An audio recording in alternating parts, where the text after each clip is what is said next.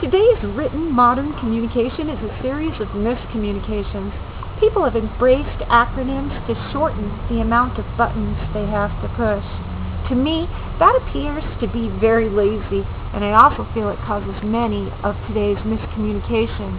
If people followed written etiquette guidelines, the number of miscommunications could be minimized. LMAO, right?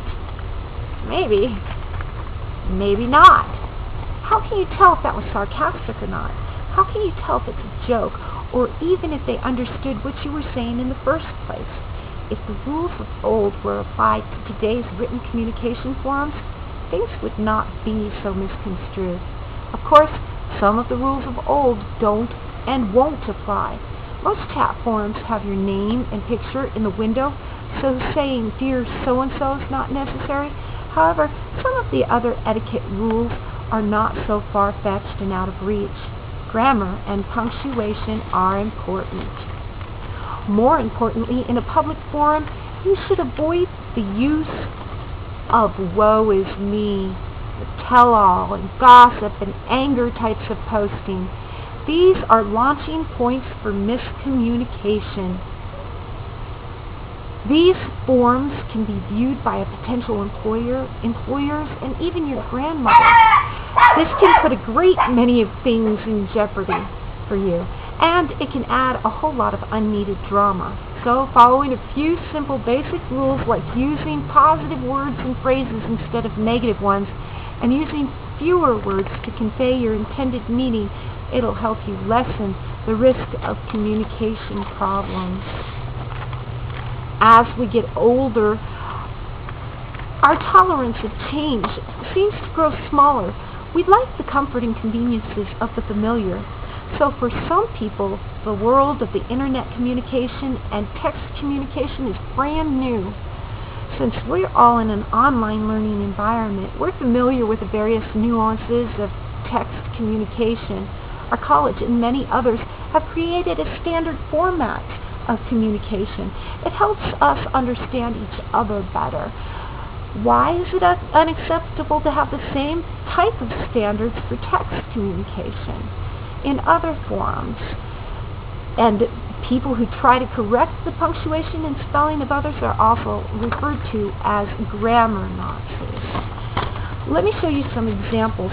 In this example, a simple matter of adding the words "they mean" at the beginning of the text would have helped to avoid any miscommunication. Mom asks, "What does IDK, LY, and TTYL mean?" The daughter responds, "I don't know. Love you, and talk to you later." Mom says, "Okay, I'll ask your sister," and all could have been avoided. Now, here's another one. Cannibal or not? Let's eat Grandma, or let's eat Grandma. Punctuation, punctuation, punctuation. Do it for Grandma's sake. Punctuation means saving the seals from a club versus saving them from a clubbing. In this example, I think that somebody was already drinking the beer. He says, "Someone from the gynecologist called. They said the Pabst beer is normal. I didn't even know you liked beer." Everyone should avoid the "woe is me," tell-all, gossip, and anger types of posts. They're all launching points for miscommunication. As I said earlier, these posts can be viewed by potential current employers or even your grandmother. If you can't say it in front of your grandma and grandpa, then it's probably a good idea not to post it. Employers want someone who's reliable, not a person who's always moaning and groaning about their personal problems. Not to mention, they look for someone who can keep company secrets. More and more employers are looking at internet forums to screen employees. Breakups in a public way are wrong too. Why cause all that drama? Don't you know that if you post something ugly, your ex will post something just as ugly, maybe even more so, and that's going to be seen by all your friends and family? and potential employers or employers, some things should stay private.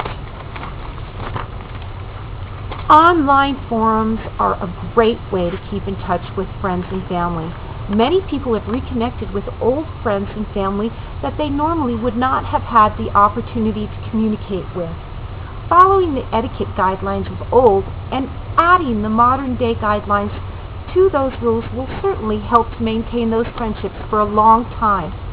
You're advertising yourself when you're online.